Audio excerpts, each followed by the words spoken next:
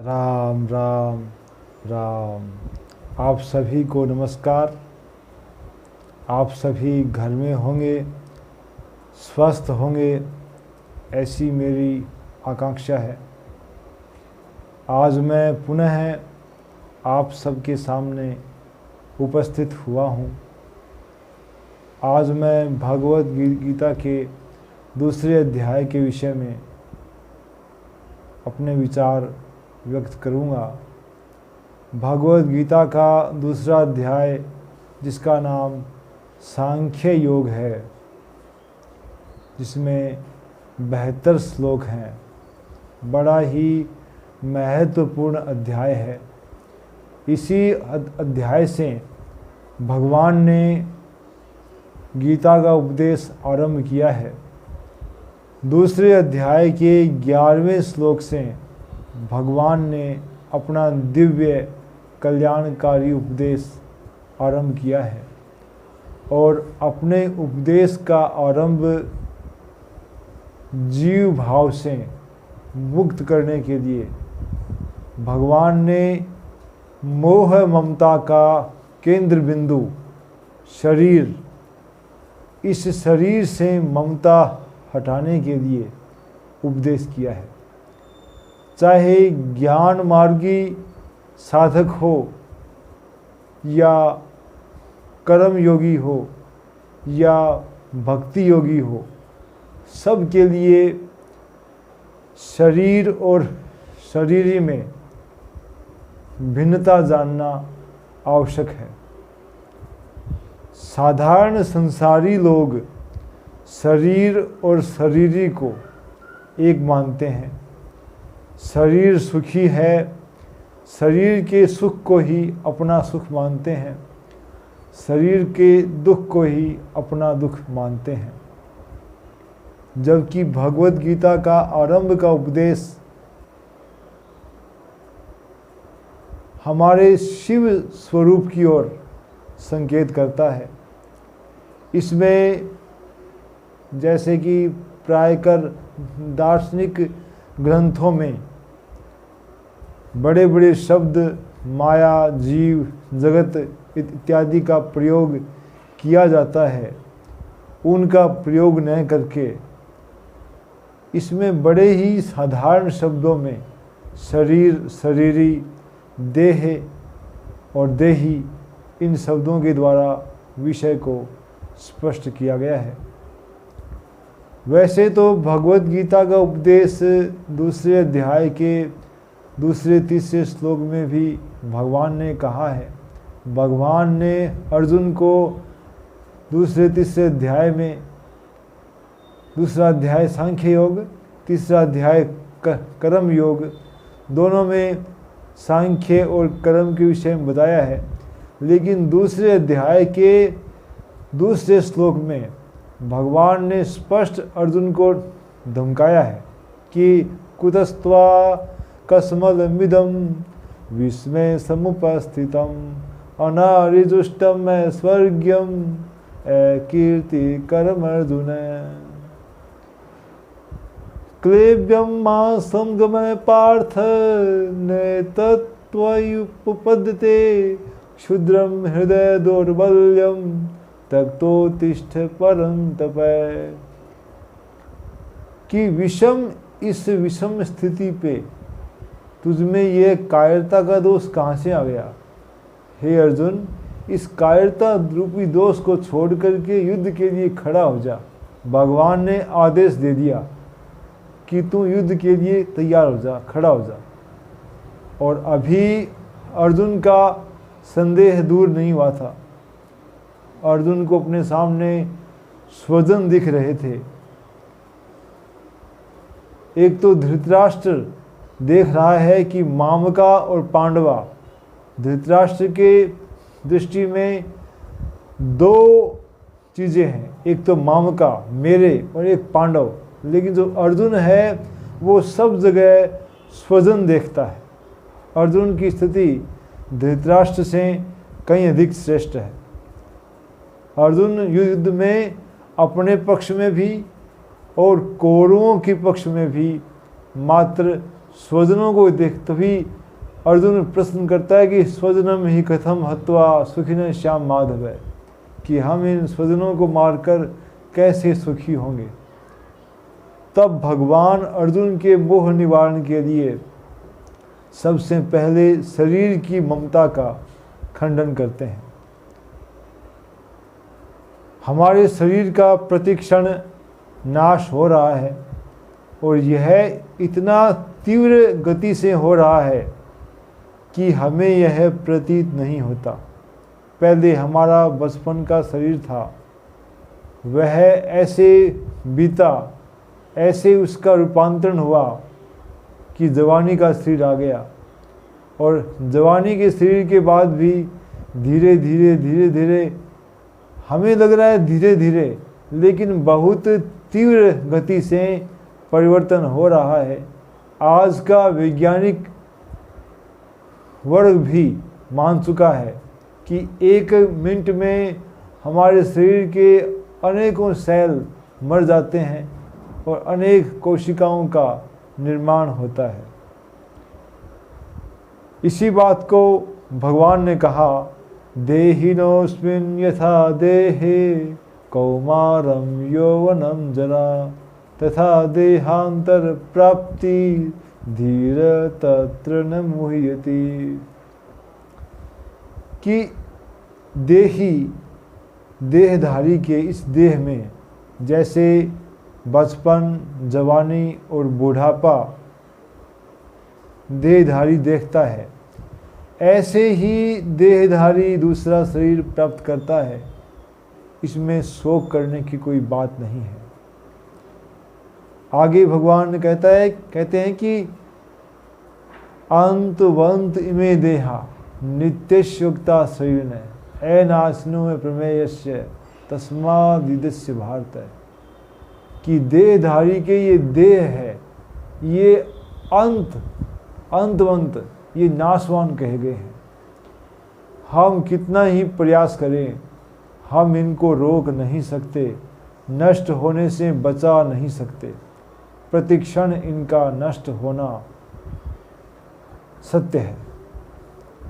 और इसके विपरीत देह के भीतर जो निवास कर रहा है देहधारी, वह नष्ट हो ही नहीं सकता।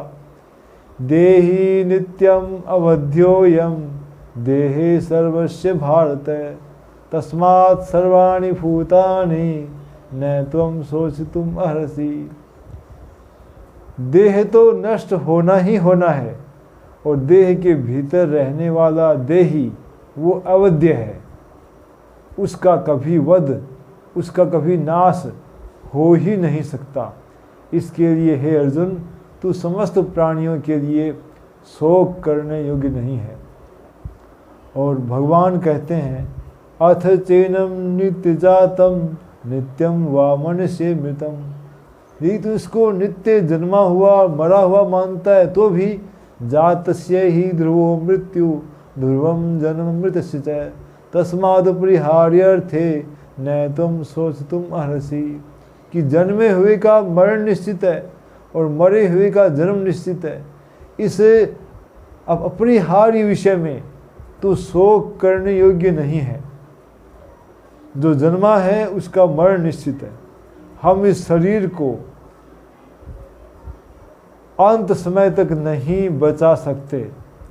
इससे पहले भी हमारे अनेक जन्म हुए हैं, इससे पहले भी हम आए हैं। और इसमें इसी भाव का एक चौथे अध्याय में भगवान ने श्लोक कहा है कि जैसे जब अर्जुन ने प्रश्न किया कि अपरम भवतो जन्म परम जन्म विवसत है, कि आपका जन्म तो अब का है और आपने सूर्य को उपदेश कहाँ से किया। तब भगवान कहते हैं कि बहुनी में व्यतीतानि जन्मानि तव च अर्जुन ताहन्यम वेद सर्वाणि न त्वं वेत्थ परन्तप। कि तेरे और मेरे बहुत से जन्म हो चुके हैं, तू उन सब को नहीं जानता, लेकिन मैं उन सब को जानता हूँ। इसी अर्थ का एक श्लोक भगवान ने आगे भी कहा है, वेदा हम समतीतानि वर्तमानानि च अर्जुन भविष्यानि च भूतानि माम तु वेद न कश्चन, कि मैं उन सभी प्राणियों को जानता हूँ जो भूतकाल में हो चुके हैं, वर्तमान में हैं और भविष्य में होने वाले हैं, लेकिन माम तु वेद न कश्चन, लेकिन मुझे कोई बिना भक्ति के नहीं जान सकता। भगवान ने इस समस्त सृष्टि के 2 विभाग बताए हैं। 15वें अध्याय में कहा है, द्वाविमौ पुरुषो लोके क्षर अक्षर एव च क्षर सर्वाणि भूतानि कूटस्थो अक्षर उच्यते। किस श्लोक में अक्षर और अक्षर 2 ही प्रकार के विभाग हैं। अक्षर है उनका नाश होना अवश्यंभावी है, लेकिन जो अविनाशी है अक्षर है उसका नाश नहीं हो सकता। इसके लिए हमें अपने मृत्यु से भयभीत नहीं होना चाहिए। हमें वह कार्य करना चाहिए जिस कार्य के लिए हम इस संसार में आए हैं, और वह कार्य है अनित्यम मैं सुखम लोकम इमं प्राप्य भजस्वमाम। अनित्य असुख इस शरीर को पाकर के भगवान का भजन करो। भगवान का भजन किस प्रकार करें? भगवान ने 8वें अध्याय में कहा है, तस्मात् सर्वेषु कालेषु माम अनुस्मर युद्ध च मयर्पित मनोबुद्धि माम वेशसी संशय। कि हे अर्जुन, तू मुझ में मन बुद्धि को अर्पित कर दे, इसके पश्चात कर्म कर। यानी अपना कोई काम न माने, सब कुछ भगवान का ही है। भगवान ने 7वें अध्याय में भी कहा है कि बहुना जन्मना मनते ज्ञानवान माम प्रपद्यते वासुदेव सर्वमिति स महात्मा सुदुर्लभ है। कि बहुत जन्मों के अंत में ज्ञानवान व्यक्ति मुझे प्राप्त करते हैं और सब कुछ वासुदेवी है, ऐसा जानने वाला महात्मा सुदुर्लभ है, अत्यंत दुर्लभ है। तो ये सृष्टि विराट है, परमात्मा के विराट में एक अंश में स्थित है, और हम जैसे अभी शरीर धारण करके आए हैं वैसे पहले भी आ चुके हैं, और हर बार हमारा इस शरीर से मोह रहा है। हर बार इस शरीर से हम अपनापन जोड़ते आए हैं, और फिर मृत्यु का एक झटका आया है, और वो सब हमने अपना माना था, वो सब पराया हो गया। इस जन्म में भी वही आवृत्ति होगी, उससे भिन्न कुछ नहीं होगी। जिसे हम मैं मेरा मान रहे हैं, वह सब मौत का एक झटका भी बर्दाश्त नहीं कर सकेगा। मैंने एक अखबार में पढ़ा था कि कल्पना चावला का पुनर्जन्म हुआ था, और वह फिर अपने पुराने घर में अपने पिता से मिलने के लिए पहुंची थी। तब उसके पिता ने उससे कहा कि हम तुझे दोबारा नहीं अपना सकते। यद्यपि उस बालिका ने उन समस्त चीज़ों के बारे में बताया जो उससे जुड़ी हुई थी, लेकिन फिर भी उसके भूतकाल के पिता ने उसको स्वीकार करने से मना कर दिया। तो आज हम जिन्हें अपना मान रहे हैं, अपना शरीर, अपना परिवार मान रहे हैं, वो सब मृत्यु के एक झटके तक ही है। मृत्यु के अनेक झटके हमने कई बार सहन किए हैं। उन झटकों में हम उन शरीर को छोड़ते आए हैं। जो कुछ संग्रह किया है वो सब का सब छोड़ते आए हैं। इस जन्म में भी वही आवृत्ति होगी, हमें वही का वही दोहराना होगा।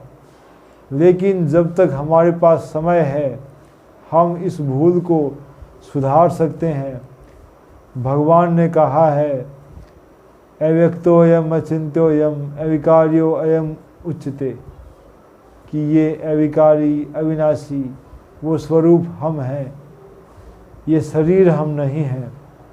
हम अपने आप को शरीर मानने की भूल ना करें। और भागवत पुराण में भी राजा को सुखदेव जी कहते हैं कि त्वं तु राजन मरिष्यति पशु बुद्धि इमाम जही, हे राजन तुम मरोगे, इस पशु बुद्धि को छोड़ दो। हम मरेंगे नहीं, मरने वाला ही मरेगा। मरने वाला कौन है? यह शरीर। लेकिन हमारा शरीर ही हर समय मर रहा है, मरने वाला है, मरना है इसे। लेकिन जो जीवित रहता है, जीव रूप जो ब्रह्म, इसे वेदों में कहा है तत्त्वमसि, अयम आत्मा ब्रह्म, प्रज्ञान ब्रह्म, वह अबदल आत्मा, अविनाशी आत्मा, अमर है, अनित्य है, कुटस्थ है, भूमा है, आनंद स्वरूप है, नित्य है। हम उसी की स्मृति में रहें, तभी हमारे मन में अर्जुन सा भाव आएगा कि नष्टो मोह स्मृति लब्धा त्वत्प्रसादान मया च्युतः। हे प्रभु, मेरा मोह नष्ट हो गया और मुझे स्मृति प्राप्त हो गई। अर्जुन ने ये नहीं कहा कि मुझे ज्ञान प्राप्त हो गया, मुझे भक्ति प्राप्त हो गई। अर्जुन ने कहा मुझे स्मृति प्राप्त हो गई। और हमें केवल स्मृति ही पानी है।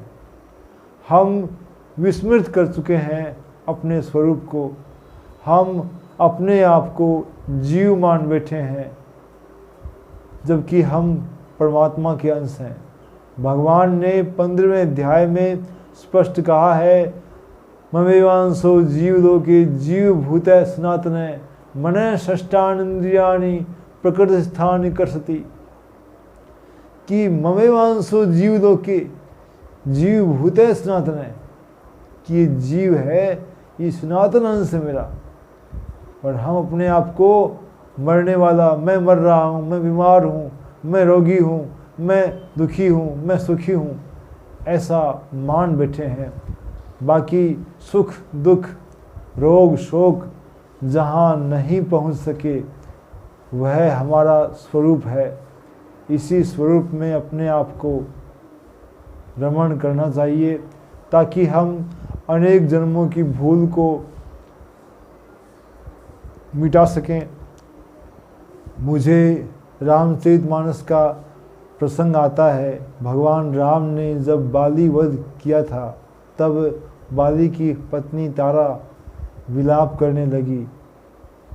तब भगवान ने उसे ज्ञान दिया था, तारा बिकल देखी रघुराया, दीन सी ज्ञान हर लीनी माया, क्षिति जल पावक गगन समीरा, पंच रचित अति अधम शरीरा, प्रगट सो तनु तब आगे सोहा, जीव नित्य कही लगी तुम रोआ, उपजा ज्ञान चरण तब लागी, लीन सी परम भक्ति बर मांगी।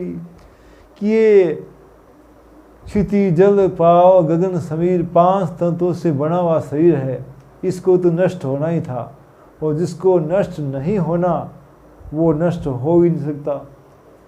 सभी शरीरों के नष्ट होने पर भी वह अमर है, तो उसके लिए किस बात का शोक करना। तब तारा को ज्ञान हुआ और उसका शोक दूर हुआ। जब हम अपने आप को शरीर मानने की भूल कर बैठते हैं, तब हम दुखी होते हैं, सुखी होते हैं। और सच्चा योगी वही है जो इसमें सब में सम रहे।